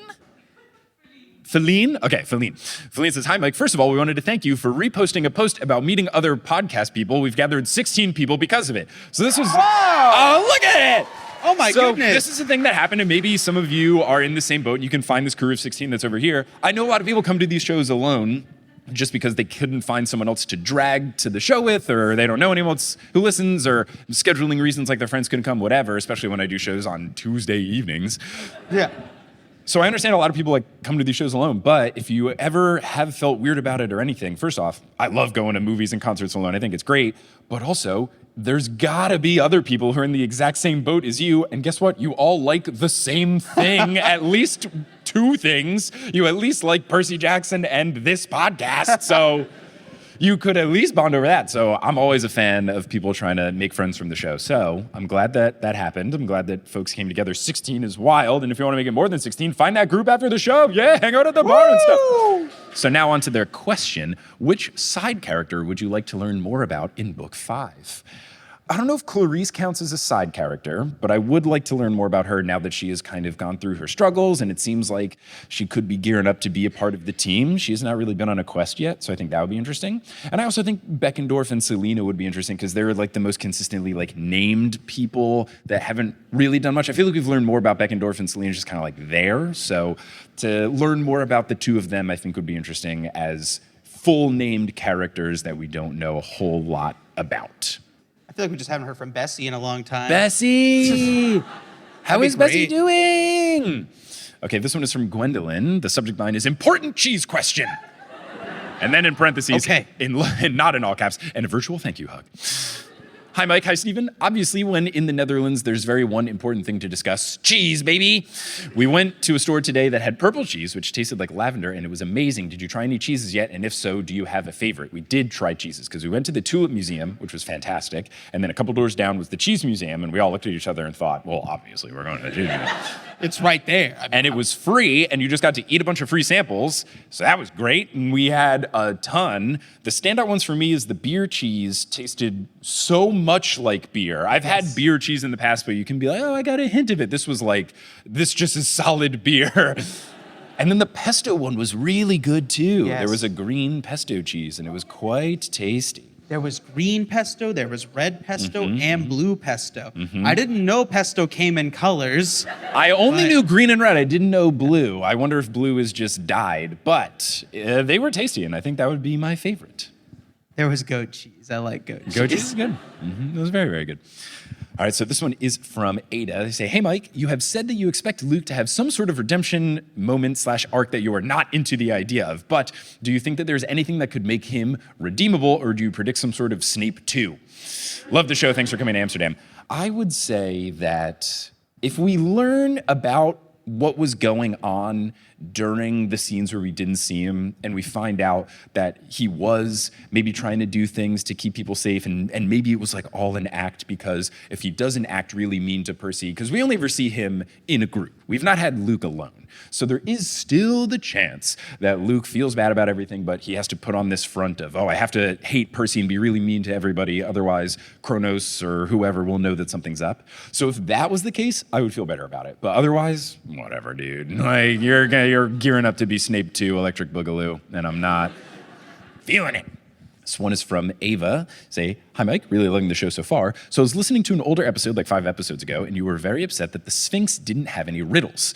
As someone who's always trying to guess riddles in books, I can totally sympathize. What's your favorite riddle? And did you guess it all by yourself, or did it become your favorite after you learned the answer? I really do like riddles. Are you a big riddle guy? Yeah.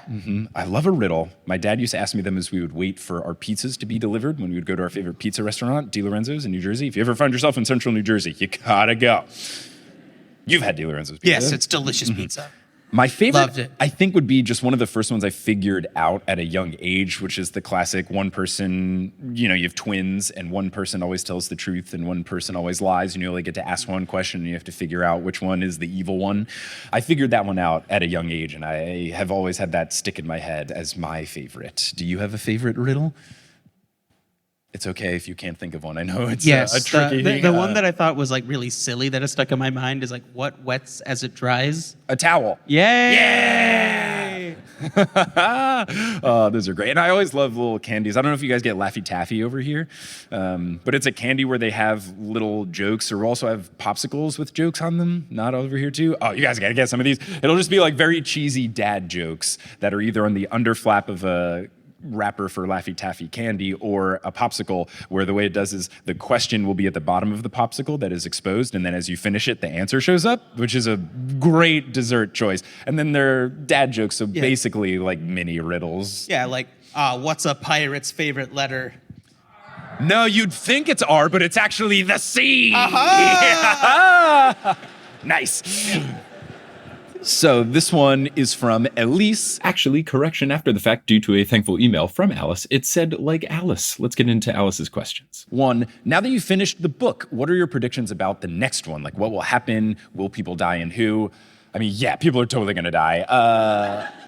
I feel like there's always the chance of the people that are named that aren't in the highest tier, like those are always the riskiest. And those people that I can think of right now would be Chris Rodriguez, and no one make any noises because I don't know any spoilers, so just say nothing. I'm just gonna think like Chris Rodriguez or Selena or Beckendorf all seem like candidates in that area. And then there's always a chance of like one person like that we really care about. And I know that Annabeth and Percy make it into the sequel series, so I'm a little worried about Tyson and Grover, and I would be so crushed if one of them dies. But also, I don't know, sometimes it's got to be an emotional thing. Characters, you have to say goodbye to some characters that you like, but I don't know. We'll just move on for spoiler keep away purposes. Yep.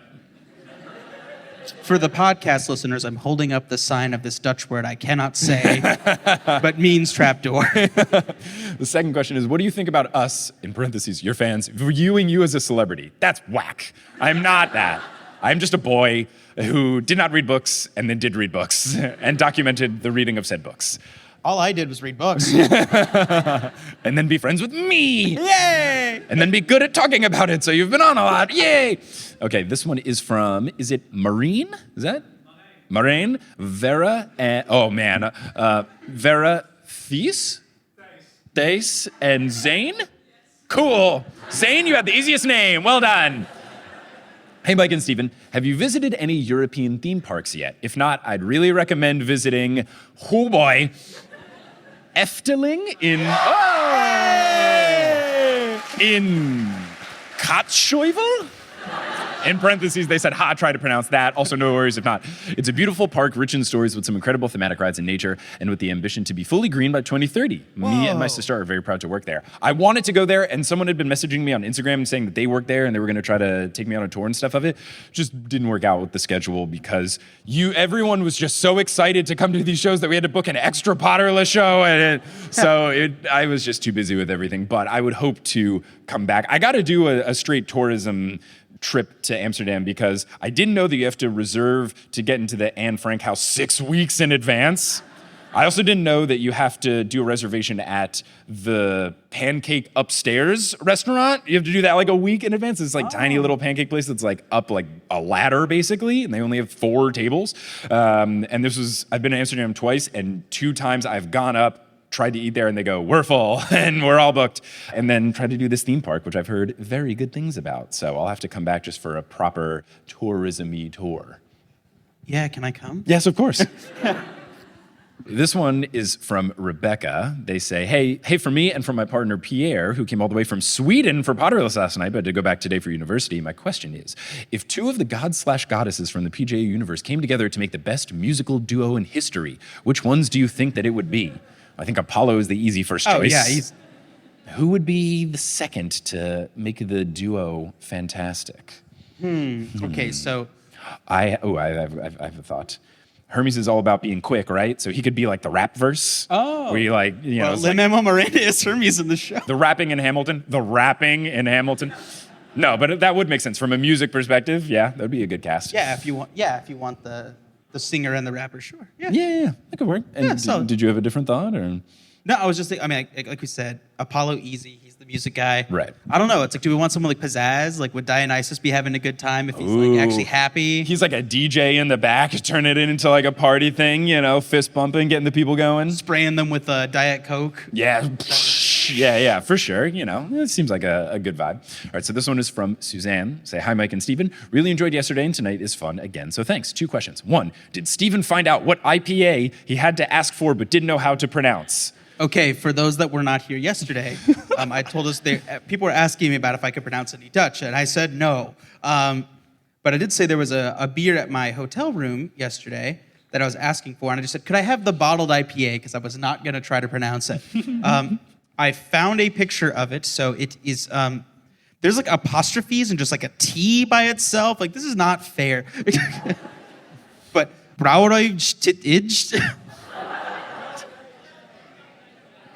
yeah, that one. Yeah, that one. So yeah, I found it. I can't do it. It's a good beer, though. So this next question is from Sven. Hi, so Stephen Parra is here. Yay. How? Are you such big business that you can fly him in? Or did he parachute drop here for the show? Is he here on spy-related business? If so, does he need any spy sidekicks? Asking for a friend. So what brings you here, Stephen? My cover's blown. But yeah, no, I'm here for the tour with Mike. Cost sharing the what's going on, but it's just sort of I have the time off from med school now, and Speaking really fun. of, do you want to give the people what they want? Oh, yes, That's what they came Oh, for, my baby! This is so bizarre. It's become its own mythology. Just this like, hi, my name is Stephen Parra. All the thoughts, opinions, and jokes are mine and mine alone from this amazing live show, and do not reflect the thoughts, opinions, wishes, prayers, or desires of any medical school or medical institution that exists. Yeah, baby, let's go! Well, I cannot think of a better way to close out the show. Now, there's one final thing that I wanted to do. Do you want to grab the book from the back? So, I understand that though this is the Amsterdam show, not everyone is here from Amsterdam. I know a lot of folks from Rotterdam made their way up here, which I think is very cool, especially because I think there's like a rivalry between Amsterdam and Rotterdam. So, the fact that you came here to the city that hates you or that you hate, thank you very much. But I also know some people came from farther away. So Stephen had, for these past couple of shows, been bringing around this copy of the fourth book, and he no longer needs it, and it's just taking up extra space in our suitcases. So what we were gonna do is we were gonna sign this copy and then give it to the person who came from the farthest away, and we'll leave it here on the side of the stage. You can grab it after the show. Who here thinks they came from the farthest away? All right, let's see. Many people pointing to this person. Where'd you come from? Hamburg. Anyone come farther from Hamburg? Okay, so yes, you. Okay, you behind there? Vienna? Is that the farthest? That's the farthest? Okay, anyone farther than Vienna? So Vienna, you are the farthest, unless anyone speak now or forever hold the lack of book. No one in the back is raising their hand, right? All right, you've done it, you are the farthest away! So,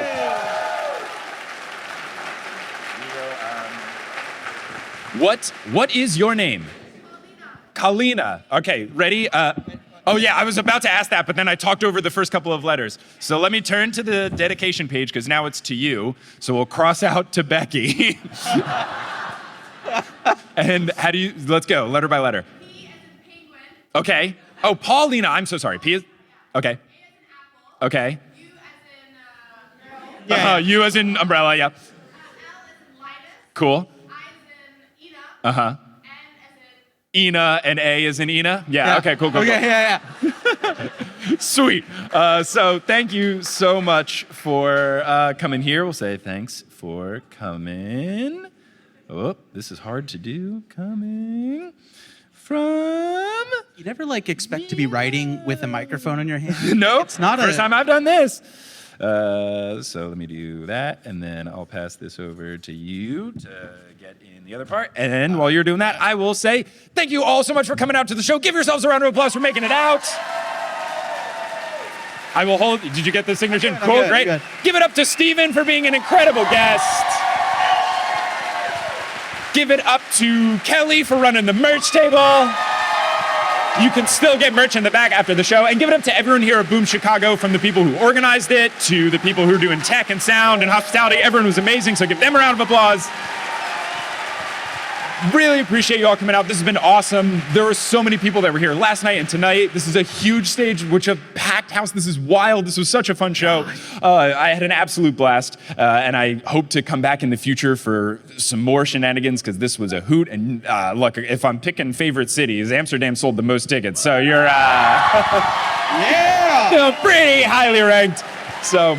Not going to be able to hang out after the show for any sort of meet and greet kind of stuff. We got to pack up and get going, and I'm flying to Copenhagen tomorrow morning, so I got to get out of here. But I really appreciate everyone coming to the show. Thank you so much. And until I make my glorious return, and I guess I'll come in via canal to be as Percy Jackson-y as possible. Until I return, I'll see you later. Thanks for coming out, everybody.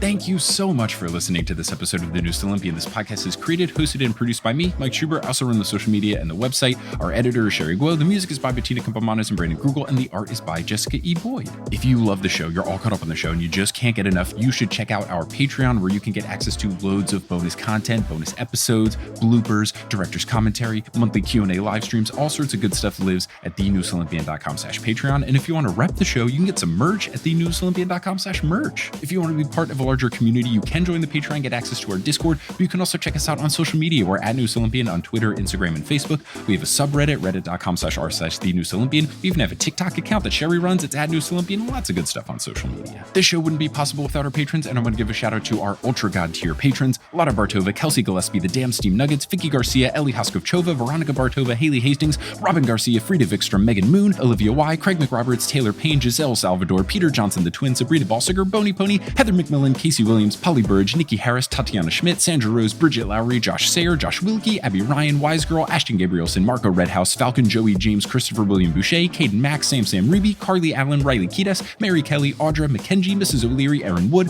Rodith Kalna, Milo Kim, Fred Cabras, Harlan Christ, CC Reeds 23, Sandkoff, Julia Kendall, Emil Oscar Thomason, Liz Cardigan, Michelle Spurgeon, Zachary Hamilton, Sarah Neal, Ricky, Francesca Pacheco, John Drilsma, Demigod Nurse, Rayla Matthews, Riley Draken, Luna Kadoon, Sky Mallory, Elizabeth Obermiller, Aiden Parziani, Biggest Tyson Fan, and Hunter Landstrom. If you want to help out the show in a non-monetary way, tell a friend about the show. That really helps a ton. Reach out to someone directly and say, hey, you love Percy Jackson, or hey, you've been looking for an excuse to read Percy Jackson. There's this podcast. It's very good. The host is very humble. You could also talk about us on social media or leave us a rating and review on whatever podcast app you're using. All these things help, and I really appreciate all of you who have done that or will do it in the future. But I'm just so thankful that you tuned into this episode, and I hope you tune into our next episode, where we will be joined by Kelly Schubert once again, this time live in Copenhagen, to discuss the first story of the Demigod Files and a little bit of the other content in the Demigod Files as well. But until then, I'll pursue you later.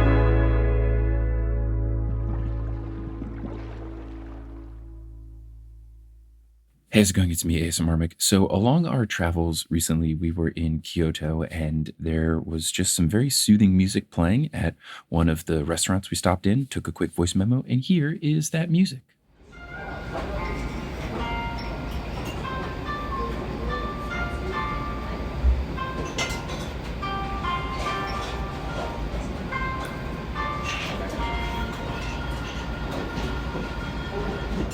Thank you so much for listening.